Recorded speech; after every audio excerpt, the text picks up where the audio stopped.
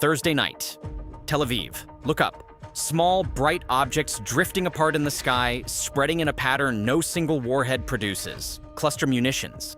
That is what footage posted across social media appears to show. Submunitions dispersing above one of the most densely populated cities in the Middle East. Sirens screaming, civilians running, families pulling children toward public shelters in the dark. Iran said it had launched a hybrid drone and missile attack against Israel. But this was not a conventional barrage. What appeared over Tel Aviv on Thursday looked like something designed to scatter, to cover ground, to overwhelm. The IRGC announced the attack through state media, describing it as a combined drone and missile operation. The word hybrid is deliberate. It signals the deployment of multiple weapon systems in coordinated waves, a strategy Tehran has refined over weeks of sustained strikes under Operation True Promise 4.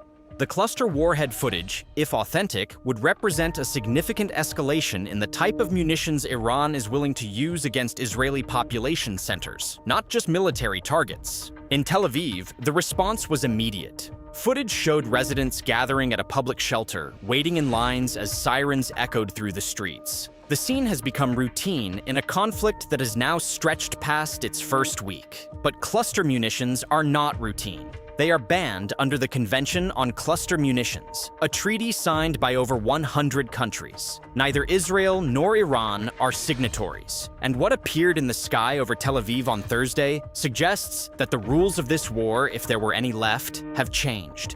Israeli authorities announced there were no initial reports of injuries across several areas in central Israel, including Shoham, Bareket, and Elad. That statement is notable for two reasons. First, it confirms that munitions reached deep into central Israel, well past the outer defense perimeter. Second, it raises the same question that has followed every Iranian barrage in this conflict. If what fell was a cluster warhead, how did it produce zero casualties?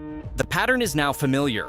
Iran claims a devastating strike. Israel reports no injuries. Tehran broadcasts footage of fireballs and sirens. Israeli emergency services log zero casualties. One of those narratives is incomplete, and in a war where both sides control their own information channels, independent verification has been almost entirely absent since the conflict began. To understand Thursday's attack, rewind to Saturday. The United States and Israel launched a coordinated assault on Iran, targeting military infrastructure, command centers, and what Washington called strategic assets tied to Iran's weapons programs. Defense Secretary Pete Hegseth described the operation, codenamed Epic Fury, as delivering twice the air power of the 2003 shock and awe campaign against Iraq, claims reflecting his assessment rather than independent verification. With Tehran's response was not a single retaliatory strike. It was a sustained campaign. The IRGC launched what it described as wave after wave of missile and drone attacks under Operation True Promise 4, targeting Israeli military sites, U.S. bases in Erbil, Kuwait, Bahrain, and Qatar, and what Tehran described as hits on the USS Abraham Lincoln, statements the Pentagon has not corroborated.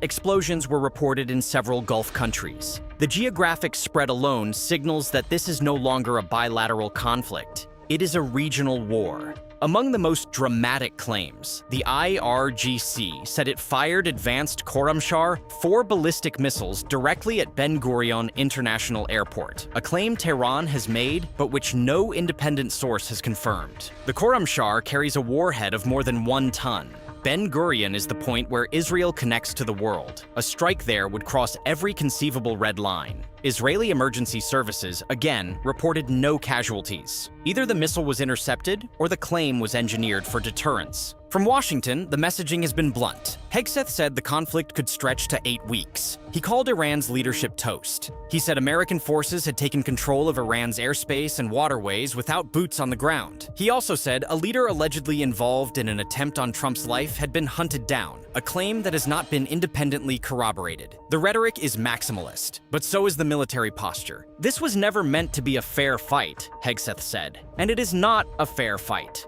We are punching them while they are down. He acknowledged that Iran could still launch missiles and drones at civilian targets, but insisted the terms of this war would be set by Washington at every step.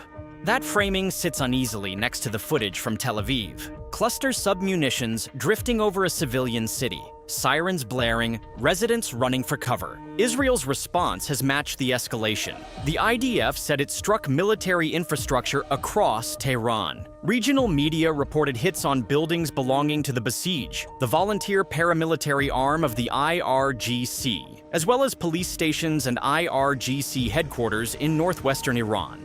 An Israeli spokesperson claimed the IDF had attacked and disabled what they estimated to be around 300 Iranian defense systems, a figure not yet confirmed by other sources. The pressure on Israel is not coming from one direction. Hezbollah reportedly fired missiles toward Israeli positions, according to IDF statements, with the military reporting 2 soldiers moderately injured in southern Lebanon. The IDF described what it said were simultaneous launches from Lebanon and Iran aimed at Israeli territory. Tehran and its proxies appear to be coordinating timing, if not targets, to stretch Israel's defensive architecture across multiple axes. Tehran describes its campaign as a firm and managed rhythm of launches. That is the language of attrition, not a knockout blow. A grinding campaign designed to test every layer of Israel's air defenses, drain its interceptor stockpiles, and demonstrate that this war will exact a cost on both sides. The cluster warheads over Tel Aviv fit that logic. They are not precision weapons aimed at a single target. They are area weapons designed to saturate, to scatter, to make every square meter a potential threat. Cluster munitions are banned under international treaty for a reason. They scatter bomblets over a wide area.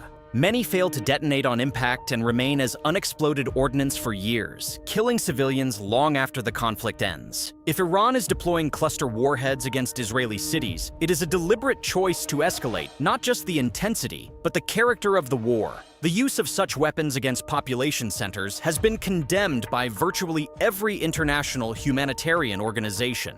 Neither Israel nor Iran are signatories to the ban. Neither side in this conflict appears constrained by that consensus. Return to the footage. Small bright objects dispersing in the sky, sirens below, shelters filling. No casualties reported. The cluster warheads over Tel Aviv may not have killed anyone. But what they represent is not measured in body counts. It is measured in the type of war both sides are now willing to fight. Area weapons over civilian cities. Hybrid attacks combining drones, ballistic missiles, and submunitions. Sustained waves designed to exhaust rather than destroy. This is no longer a series of retaliatory strikes. It is an architecture of escalation. Hegseth says America controls Iran's fate. Tehran says its rhythm of launches will intensify until the aggression ceases. Israel says its defenses hold. Iran says they are crumbling. Both sides broadcast maximalist narratives. Neither has submitted to independent verification, and neither has stopped the other from firing. What fell over Tel Aviv on Thursday was either a cluster warhead deployed against a civilian population center or debris from an interception that scattered in a pattern that resembles one. The distinction matters for international law. It matters for the people who ran to shelters, and it may define the next phase of a war that shows no sign of slowing down. Subscribe to WLA for daily geopolitical analysis.